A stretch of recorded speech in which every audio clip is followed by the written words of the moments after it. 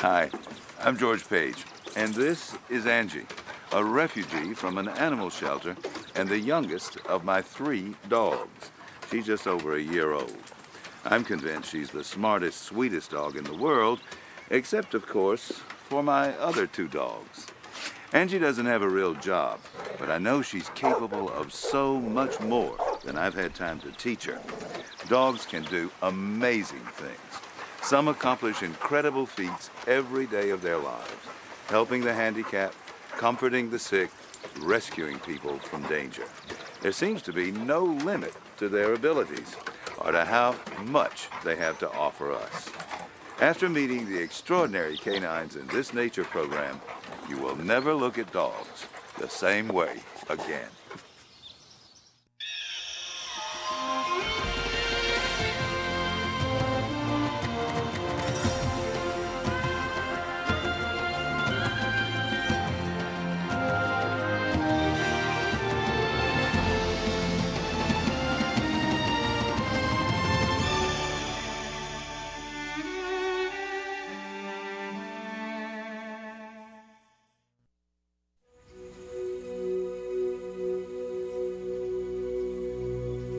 In July 1991, while Dirk Tanis slept, a fire began in the kitchen.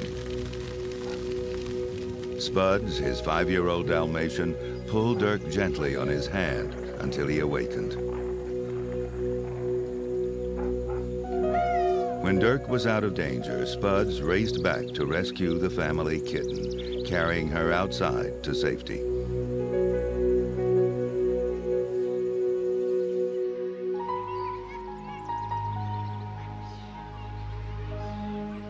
On a spring morning, 5-week-old Rachel lay sleeping in her crib. Suddenly, she began choking. Papillon! The family collie, Papillon, ran to Rachel's mother, barking wildly until she followed. He saved my life and I like him. Papillon's quick thinking brought help just in time. I like him very much. He's my good boy. I like him.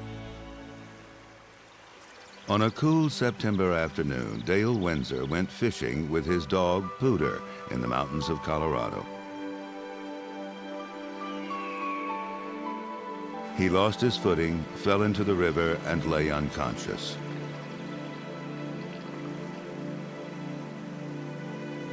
Pooter dragged Dale from the rushing waters, then pulled him up the riverbank to safety. Thanks to a faithful companion, these 2 old friends are still enjoying their quiet moments together. These canine heroes are not alone.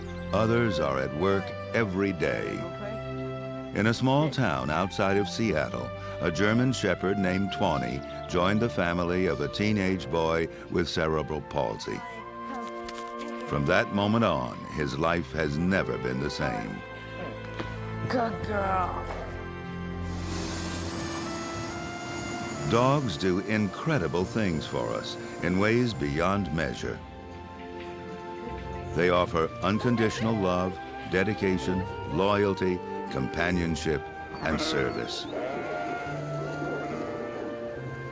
Nothing could be more extraordinary.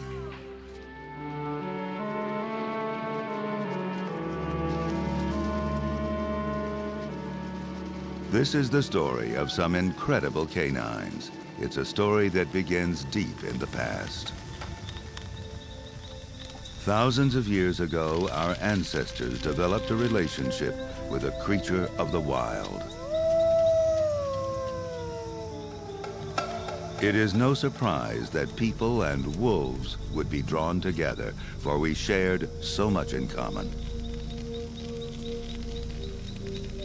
Like us, they were intelligent social hunters that lived in small families closely bonded to each other. No one knows exactly how the relationship began, but a young pup was probably adopted and cared for. It became a member of human society, loyal and affectionate to its new pack.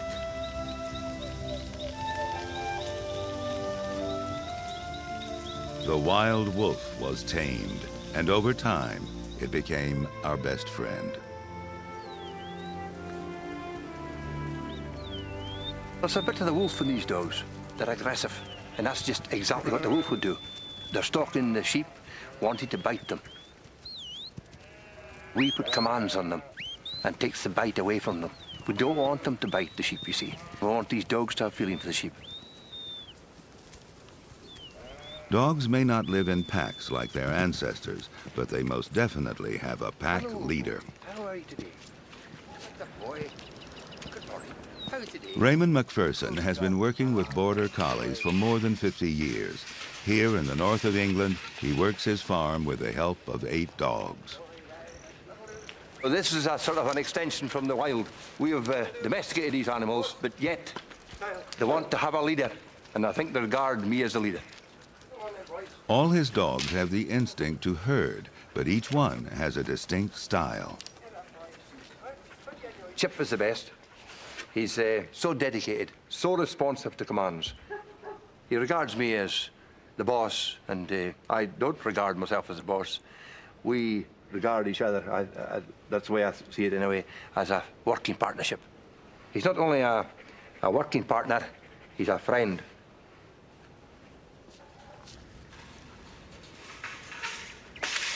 At the heart of this partnership lies a dog's natural desire to please its leader. But Border Collies have another deep desire, to help tend the flock. Though all dogs are shadows of their wolf ancestry, no breed illustrates this more clearly than the Border Collie. The predator lies just below the surface.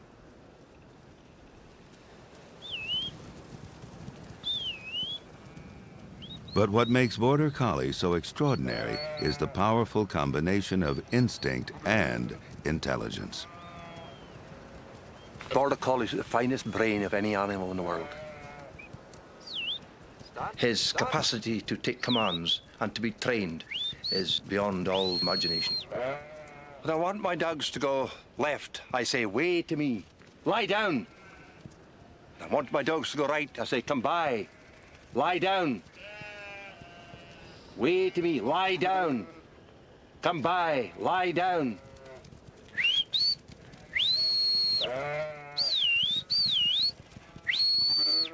They're not dependent on commands all the time.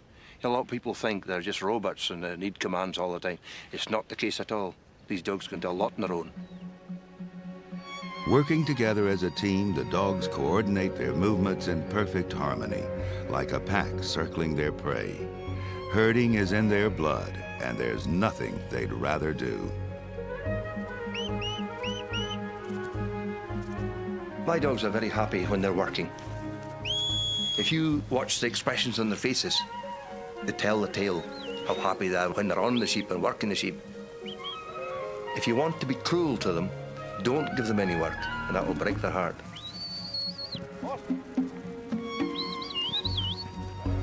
Managing 2,500 sheep is exhausting work, but these dogs never complain.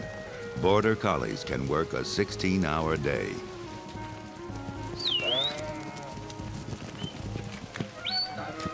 Raymond couldn't work the farm without his dogs, and he chooses the next member of his team very carefully.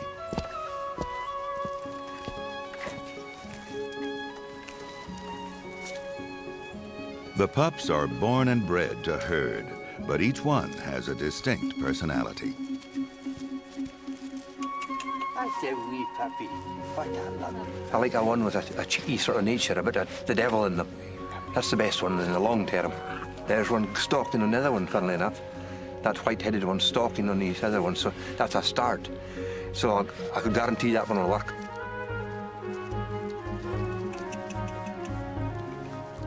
In a few months, one of these pups will start its new job, continuing an ancient partnership that has endured the test of time. There's nothing made by man that can replace the Border Collie. We're completely dependent on them. Thousands of years after our relationship began, we're still relying on the dog's natural abilities to improve our lives. and in some cases, to save them. Specially trained search and rescue dogs could mean the difference between life and death in the Colorado Rockies. They're on call for that moment when disaster hits the slopes.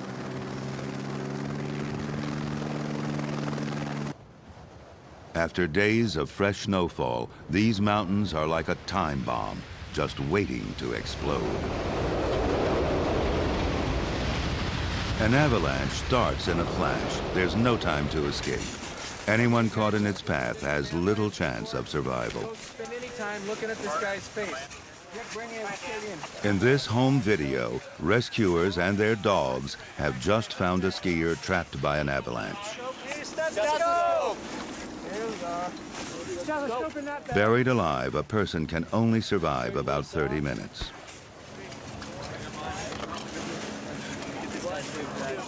This time, it was too late.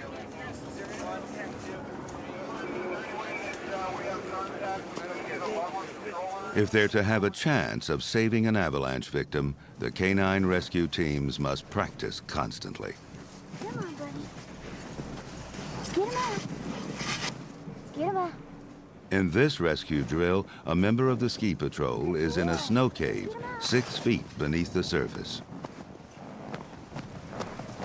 Hasty, a golden retriever, uses his powerful nose to find him. Good boy. That's a boy. Is somebody in there? Patty Burnett from Copper Mountain Resort is Hasty's owner and trainer. They've been working together for 10 years. Mounds of snow may all look the same, but they don't all smell the same, at least not to Hasty. A dog's sense of smell is thousands of times more powerful than our own. There he is. Good boy. Let's get him out.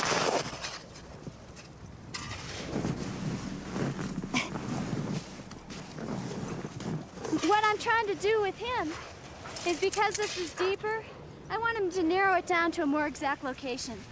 Sometimes when the dogs are alerting, the tail actually will go in a circle. Right now he's so intent on his work that it's not wagging quite as much as it normally does. Up there it goes. In a real rescue mission, Hasty would bring the first breath of fresh air. Get him. Get him, Hasty. Hasty, get him. Retrievers love to fetch, and Hasty works hard to get his reward. This is just a tug toy. The dogs really enjoy tugging, and so we have to give them some kind of a tangible reward after they've found the person. So we'll tug with them. They get the idea that they've got to get this tug toy, though, from the person in the hole. Hasty is a skilled professional, but that didn't happen overnight.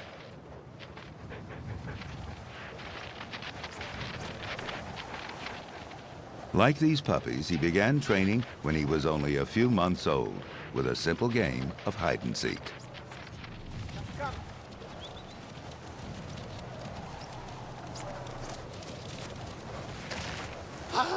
Good boy. The idea here is to make a real simple, easy exercise for the dog to solve so that they can learn that the game is fun. We want to always have them winning the game and be willing to play. Good boy, Hunter. Good doggy. Good boy. Good boy. The purpose of this exercise is air scenting. What we're trying to do here is to get the dog to be able to find us without following our trail. An avalanche victim doesn't leave a trail. Get him, Hunter. Get him. Go, boy, go. Atta boy. Come on, Hunter. Come on. Good boy. Soon, these youngsters will have to learn a few things which don't come quite so naturally. They'll have to join the ski patrol wherever they go. The name of the game is getting to the scene as quickly as possible.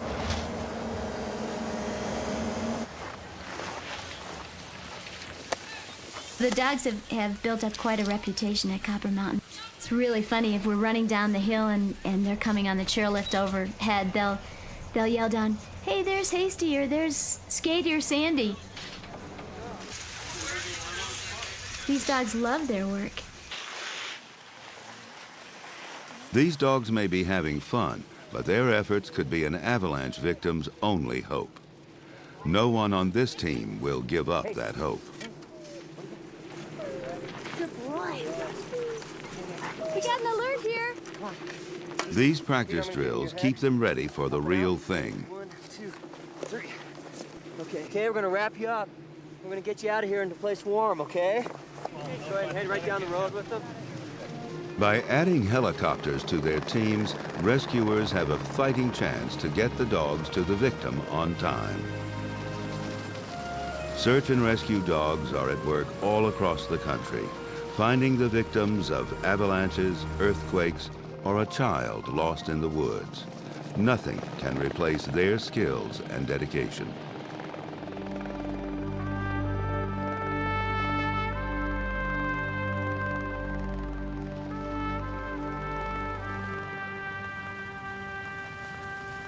Even when we humans bring trouble on ourselves, we can still rely on our loyal friends for help.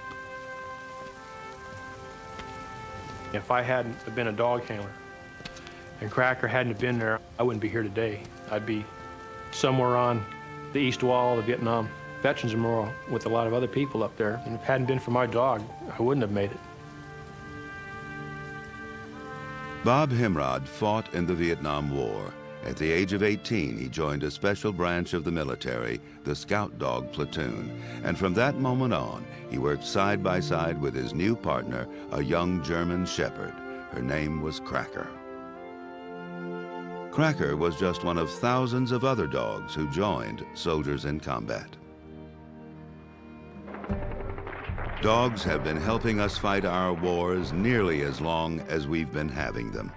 In World War I, as many as 75,000 canines were used to carry messages and search the battlefield for wounded.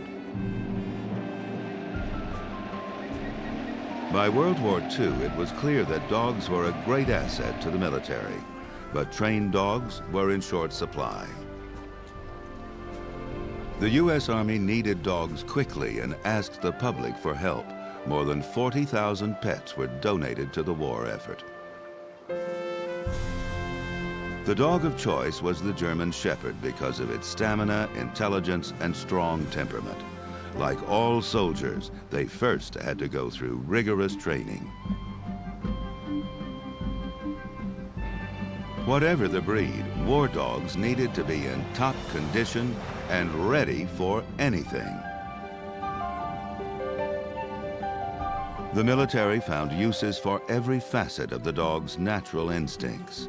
Keen senses of smell and hearing, endurance, speed, and loyalty. Even when seriously wounded, many dogs kept running to finish the job they were asked to do. As scout dogs, they were used to detect the enemy and warn of approaching danger.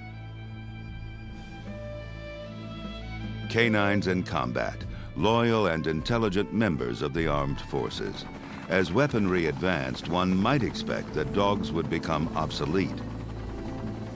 Nothing could be further from the truth.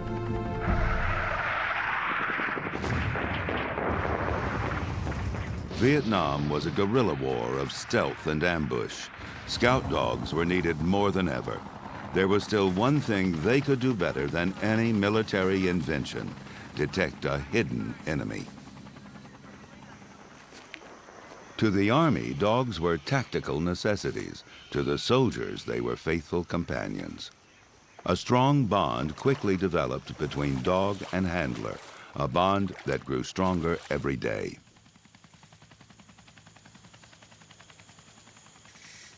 Bob Himrod was a handler in the 49th Scout Dog Infantry Platoon. His first assignment was to choose his canine partner. One in particular caught his eye. Her name was Cracker, and her military brand number or tattoo in her left ear was 60X1. That's how they identified the dogs. The other dogs, like, hi, how are you, and then went about their way, but she stayed and wanted to play and be friendly. I guess that friendships would kind of chime me into her. The handler and the dog had to be basically one and the same, and you became a team, so you got totally dependent on one another. She looked to me for her protection, I looked to her for my protection. On mission, we would get up in the helicopter, and she always got real excited because of the noise and the rotors going. and she'd jump right up in the helicopter, and we'd fly off and then fly into a landing zone. I had to be careful because she just about pulled me out of the helicopter a couple of times.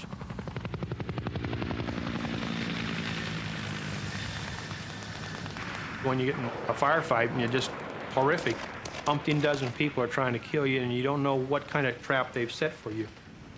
Without the dogs, you'd have walked into stuff. Bob Hemrod and Cracker had been able to stay one step ahead of their enemy until a fateful day nearly 30 years ago. In August of '68, I think it was the 19th, we were doing search and destroy operation south of Saigon, about 6 miles out. And our basic mission was to sweep the area and make contact or find enemy weapons caches. We were tasked to walk a dike and sweep the bank of a river down there. I had the lead element put my Cracker on harness, and she started working. And she had been somewhat fatigued already because we worked some other areas. I had walked up another, 10, 20 feet into this heavily vegetated area. There was a kind of like a tree limb or branches across the trail there. Crackers went underneath the branches and stood up, and we heard a distinct popping sound. When she bumped the limbs, I went to turn to get away, and the thing went off. And she's gagging, but was still standing, and I yelled for the medic to get up there, and she walked back about 5 feet and laid down.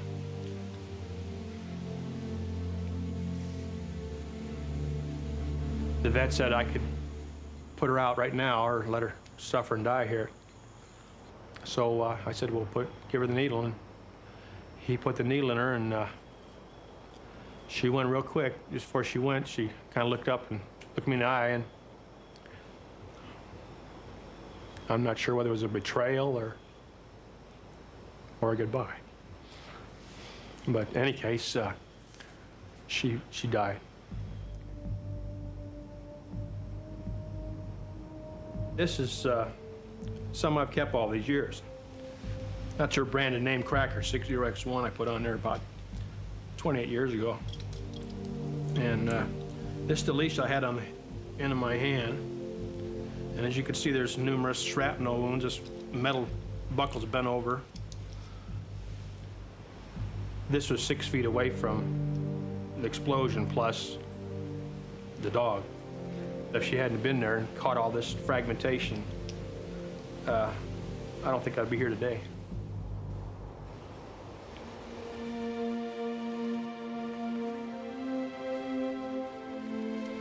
That was my closest friend over there.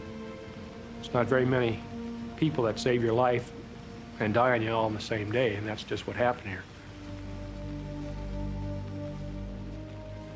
It is estimated that the dogs who served in Vietnam prevented 10,000 deaths and casualties.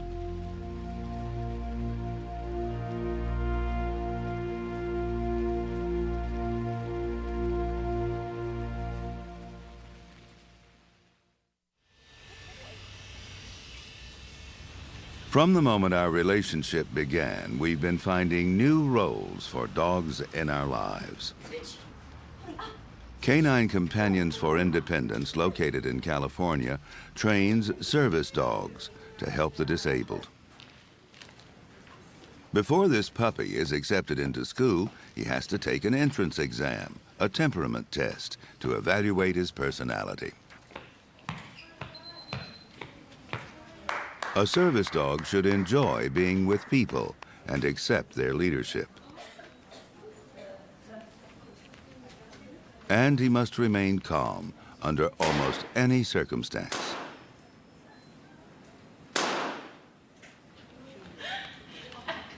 Some dogs will make it and some won't. Hey! Hey! The students here are all Labrador and Golden Retrievers, chosen for their easygoing nature and their instinct to retrieve. One of the hardest exercises is learning to ignore distractions.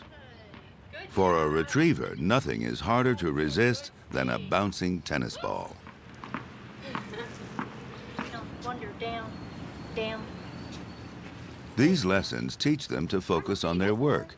When one student is allowed to have some fun, the others can only watch and wait their turn. Arnold, hey.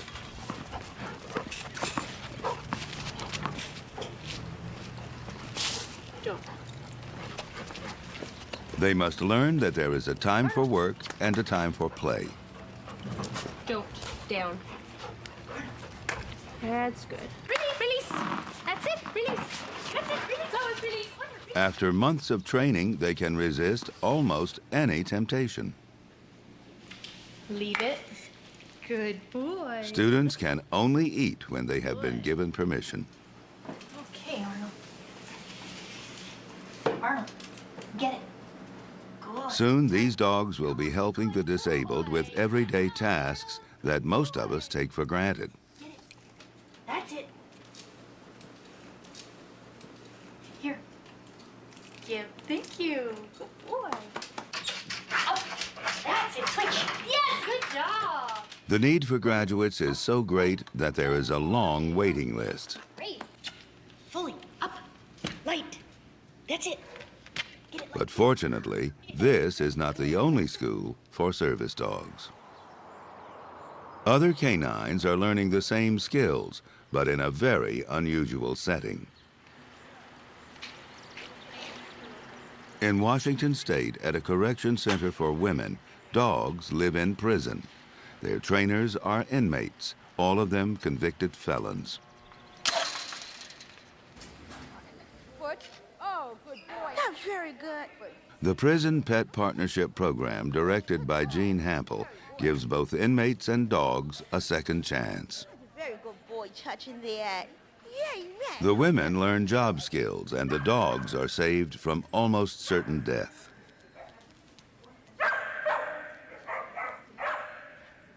All these dogs were rescued from shelters. Now they will offer someone the chance for a better life. Easy, Max. Sit. The inmates often train with volunteers and people looking for service dogs. Purebred or mutt, it makes no difference, as long as the dog has a good temperament and a desire to please. Good girl. Bring it. Good girl. Bring it. Bring it. Good girl. For women like Yvonne, this is a 24-hour-a-day job. The dogs live with the inmates in their small cells. But she knows her hard work will make a valuable contribution. The things that we teach them here in the institution, they're going to go out and they're going to utilize that with someone who needs that, you know, as a part of their life. That's how they're going to get by on a day-to-day basis. And that's just really fulfilling inside, knowing that by me teaching one of my dogs how to open a door, when she gets placed with the person, that's how they're going to get in and out of life. Ooh, Chad. 1 year ago, Tawny was placed with Chad Norris, a 14-year-old boy with cerebral palsy. They've come back to polish some of her skills. How you doing, my dear? Kids at school keep Chad's visit reunites some old friends. Carolyn was Tawny's trainer. The first time I saw Tawny come back in with Chad for training, I was really happy. I was just, I don't know, I was almost in tears, but I was just happy, you know, to see something that I did that was good. There you go, sweetie. In the beginning, there was a little problem. She was a little stubborn little girl. Good. Now reward the She turned out to be a pretty good dog in the end. Tawny and Chad were paired up after careful evaluation of both their personalities. It was a perfect match. But training is an ongoing process, one that's difficult for both of them. They're still learning how to work together as a team. Tell her to wait. You go across to where you dropped the food the last time. She's helping him a whole lot. She's getting him independence where he don't have to have other people helping him as much. She's there for him. Pause. Good girl. Makes me feel really good to know that not only did I help save her, but I'm helping someone else. Chad is in the 8th grade, and in a way, so is Tawny. They face the challenges of school together. Bye. When Tawny came into our lives, the burden every day of handling with a handicapped child just seemed to kind of lift. She was a blessing to us. For the first time in Chad's life, he's able to go and do things on his own now. She goes everywhere he goes. Up, hold.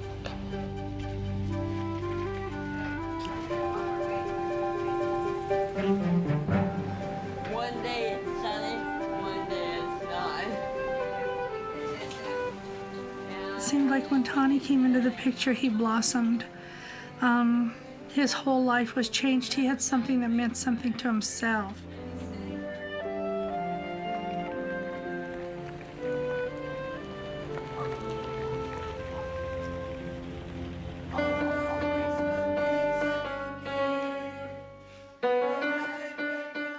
Tawny has helped Chad more than just working for Chad. You sound just like them, except you jumped down further. Tawny has helped Chad come out of a shell that he was in. And then you go up. Okay. Ready and go. Hi, Chad. Hi, Chad. She's just brought friendship all over because he is able to communicate with people. Yeah. Dog is 14. And by communicating, asking questions about his dog, they say, hey, this kid's not so bad after all. He can talk just like you and me. Lot of hands, this is great. Okay, here we go. Describe snakes, okay? We can go the good things and the bad things about snakes. Yeah? I got 2 of them. They smell with their tongues and they eat rats. Okay, Derek. They eat eggs. Okay, let's do a real quick review here, then I'll let you go. For the first time in Chad's life, he's able to do things on his own now. If he drops something, Tawny's there. They smell with their Yeah. Okay. You want the ball, huh? When I see Chad and Tawny together, it's just every mother's wish that her son has somebody to walk beside him. Give. Can I go play? Sit. Can I have a kiss? Oh. Yeah, I love you too. Yes, I do.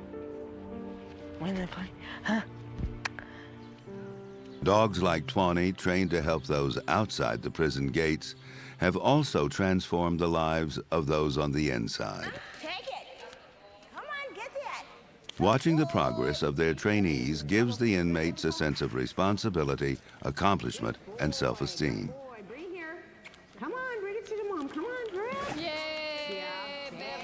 The program also provides them with skills they can use when they're released. Besides training the dogs, they also learn boarding and grooming. Rambo, come on, hold still. I get out in 17 months, and I go to work release in 11 months. And this is something I'll be able to do through work release. The whole program's like a win-win situation. Here I am, and I'm in prison, and I've been here for a long time, and there's a lot of people who would look down on me because of that. And he, and Lex too, down there, they were gonna die because nobody wanted them. The whole program lets me give back to society, you know, show that I'm not all the way bad. Take it. That's a good But boy these right dogs here. are more than trainees. They are friends, offering moments of intimacy that help these women cope with prison life. Leave it. The animals in the institution are an unconditional love for anybody who has any dealings with them. They are something that you could just hold on to, tell your worst stories, your fears, your remorses, anything you want, and they'll always be there. Yvonne's dog also offers her something else quite remarkable. Yvonne has seizures, and Cinder can actually detect them before they occur. She's being trained to warn her of an oncoming seizure. Cinder front. No one knows what dogs like Cinder are perceiving, although they may sense a chemical change in a person. Sit. Very nice. Let's go. Cinder came in alerting. She is the perfect dog. She is a physical alerter, and she is very sensitive to my emotions and what's going on. She knows where to go to get help. Each seizure alert dog has its own way of telling its owner that something is wrong. Cinder tries to get Yvonne's attention and block her path. What? She also becomes noticeably concerned. What? The dogs will let me know that I'm in an unsafe area or an unsafe situation, whether I need to sit down, lay down, or they need to get some assistance. Cinder's alerting allows everyone to be more prepared for a potentially dangerous situation. While Nature's crew was filming at the prison, Yvonne had a seizure.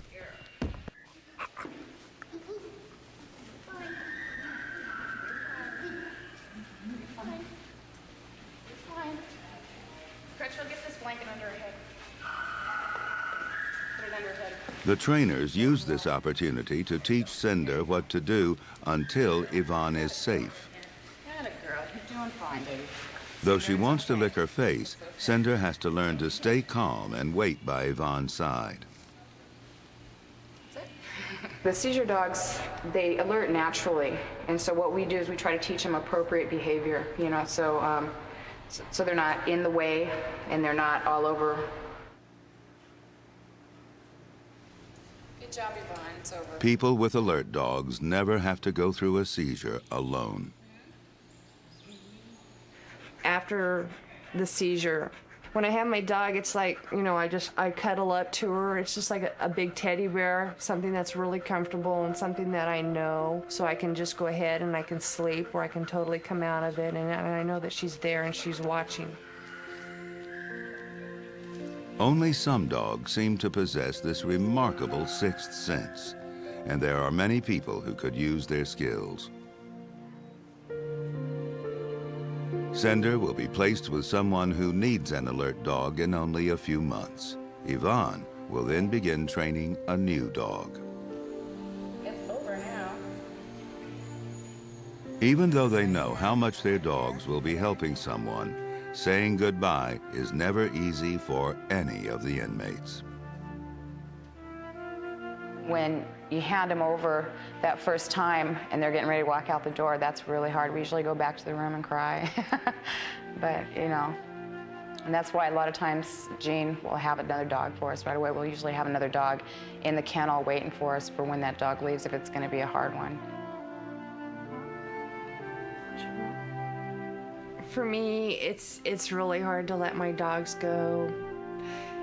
It's like you put out everything. It's like having a child go away to college and you're missing them, you know, or not seeing them.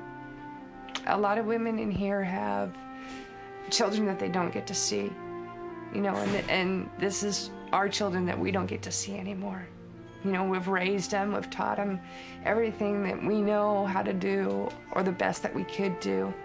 And a lot of times we don't get to see them again. You know, they're enhancing someone else's life and making it better, but it's still a chunk of ours that goes. Cinder's gonna be one of my harder dogs to let go, just because of that bond was so quick and so tight, and everything she does is what I would want if I had one. But she's gonna enhance someone else's life, and she's gonna make an excellent seizure alert dog for someone.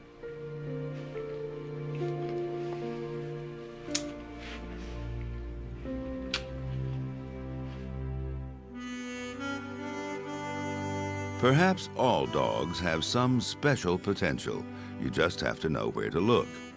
Moose was antisocial and completely untrainable. After being rejected by 2 families, his future looked uncertain. But then he found a place where he belonged.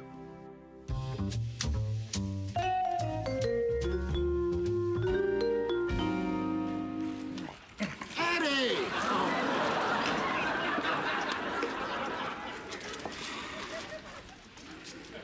Today, Moose is an international television star. He lives in Venice, California with his trainer, Mathilde Cagney. She adopted this juvenile delinquent when his owners couldn't deal with him anymore. Good.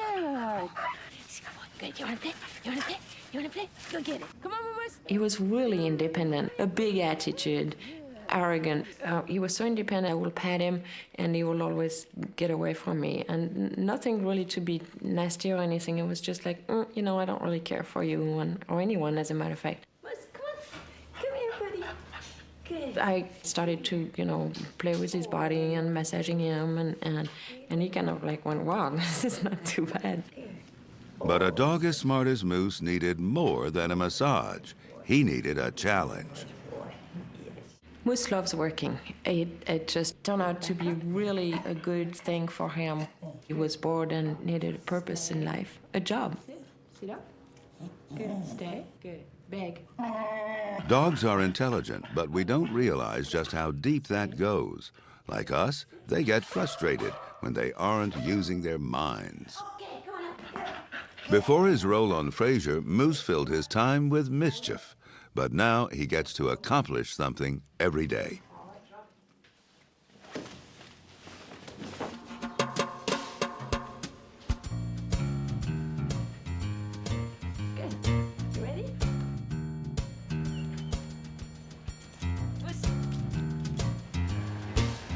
A few days each week, Mathilde and Moose head off to Paramount Studios to rehearse. As soon as he arrives on the set, Moose, whose stage name is Eddie, is ready for action. This is where he's at his best. He enjoys learning something new, and he's completely focused on his work. I just need to rehearse once with him here. Stay. Stay. We share a lot of moments on the set. Stay. When he's working and really I can't be talking, we send each other a lot of vibes and a lot of, I'll be smiling when he's doing good, and I'll do this when it's like, no, no, no, no, no, and he can feed all that for me. Stay. Very good. He's good acting. He's a good actor, huh? Good boy. They learn action, they learn cut, they know exactly what's going on. Yeah? Okay. Okay, quiet. All right, here we go. Hands up. Ready? And... Great job. Oh, yeah, Mr. Crane. Did Eddie drop you through the puddles again? Every last one of them. Eddie, get in here. Eddie, I mean now.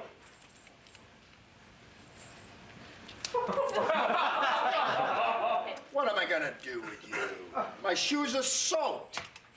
Eddie, look at me when I'm talking to you. Eddie, listen to your father. Moose gives his all because it makes him happy. Eddie, I want you to go to your room and think about this. Once he's learned one routine, he just wants to know what's next. While everyone else is practicing their lines, Mathilde and Moose have a silent dialogue going on. The two of them exist in their own little world. Oh, all right, you're forgiven. Yes, I love you too. You know, you'll always be my best boy. When you spend so much time with a dog, working and living with them, you kind of almost feel like it's a marriage. There is a lot of love, there is fights, there is fun, but we also make sure we both have our space and time out. Mathilde and Moose relax at home with a few other actors. Clovis, one of the stars of Homeward Bound 2, and Enzo, Moose's son and stand-in. All right, come on. But Moose knows when it's showtime. Moose knows the difference between rehearsal and shooting day. As a matter of fact, he knows the days of the week. You'll see a complete different attitude in a dog in show nights. Basically, they become what you call camera-wise. They can feel the vibes, they know the audience is there, the music is going.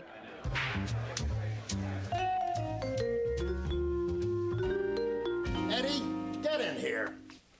Eddie, I mean now. What am I gonna do with you? My favorite shoes are soaked. Eddie, look at me when I'm talking to you. Eddie, go to your room.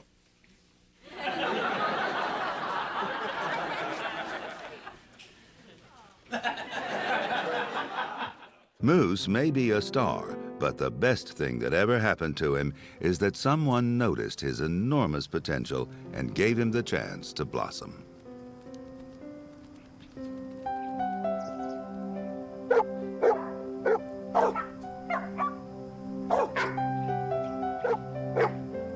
There are about 50 million dogs in the United States alone.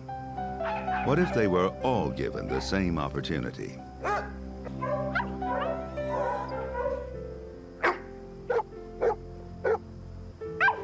Here in the suburbs of Maryland, 2 ordinary pets are getting ready for work.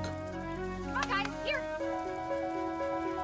Good boy, Scooter. Come on. First, they have to take a bath.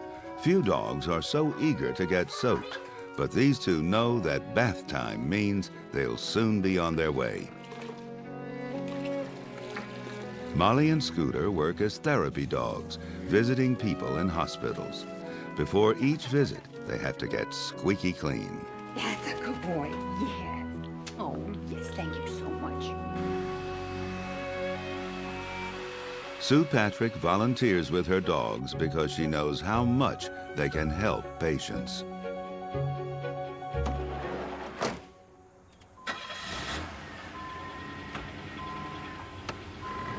They have a sixth sense about them. If you're sick, they know that they want to just give you love. They want to lay down next to you and just love you. If you're happy, they want to play. And they also know when you're sad. And that's why they make great therapy dogs. A few times each month, Molly and Scooter visit the National Institutes of Health. These 2 small dogs are more powerful than they appear. They are treatments in huggable form. Therapy dogs come in all shapes and sizes. They just need to be well behaved and friendly. The owners all gather with their pets until it's time to head off on their appointed rounds. The children at the clinical center have serious illnesses. They've come here for experimental treatments, which could save lives. You remember who this is? There's a brush, there's a brush. Some of these children are hospitalized for such long periods of time, and you're just bringing a little joy into their life. Kisses, kisses. Oh, Molly. When the children don't feel good, and you bring the dogs in, it's the look on their face. Come on, Scooter. He's getting tense over there. I was in the hospital for a month. Now I really miss my dog at home. When the dogs came in, they jumped right into my bed and slicked me. And that made me feel a lot better. Scooter. For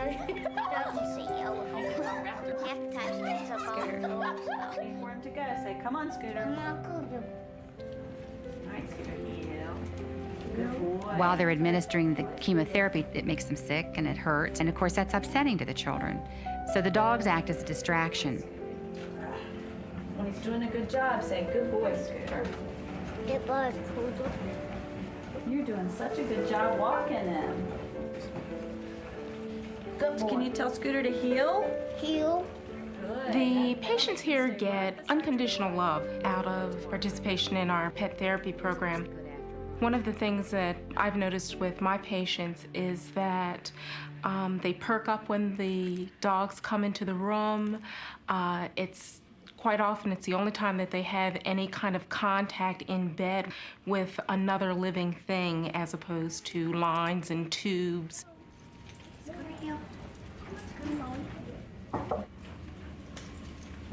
Hi, Bernie. How are you? Hi, how are you? Hi, Scooter's come to visit you today. You ready for a dog visit? Yeah. Ready? Scooter's ready to say hi to Bernie. Okay, Scooter, sit. Scooter down. Scooter down. Good boy. Oh boy, has he been waiting all day for this? Oh, there he goes. Yeah, see, he the minute takes you try his to paw, stop. as soon as you stop, he yeah. hits you with his paw and says, more, more. They really made a big difference. There were times that Bernadette was in so much pain and just so sick. She didn't want to eat, she didn't want to play. There just wasn't anything that could get her out of the, the doldrums. The only thing that made a difference was her knowing that the dogs were coming.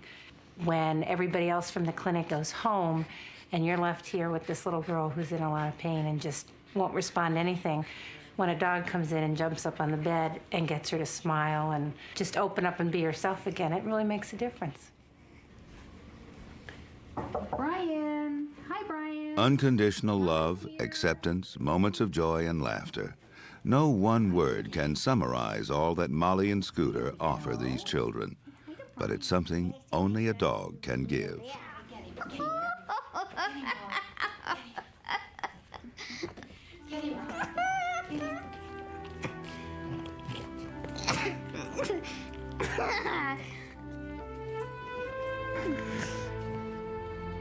What makes dogs so extraordinary? Is it something they're born with, some physical ability? Is it their desire to serve? Or their devotion and tolerance?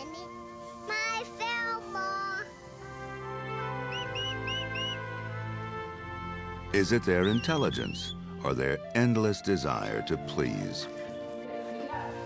Hold it. Good, hold it. And what is this bond that draws us together? Is it something we will ever understand? Do we really need to? Yeah. Whatever it is, it seems like it will last forever.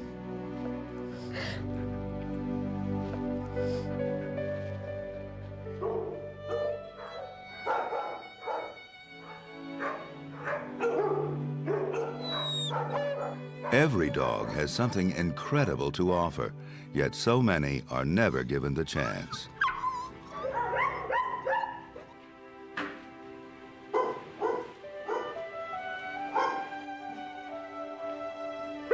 Millions of dogs are brought to shelters every year in the U.S. alone. Though most will never find a home, many are being rescued every day by someone looking for a new best friend.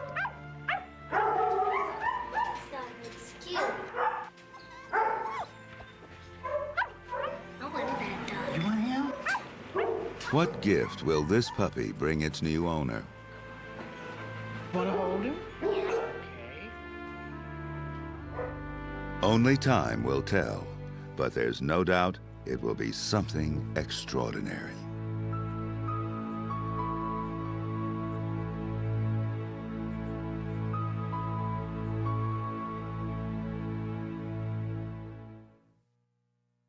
To learn more about what you've seen on this nature program, visit PBS online at pbs.org or America Online keyword PBS.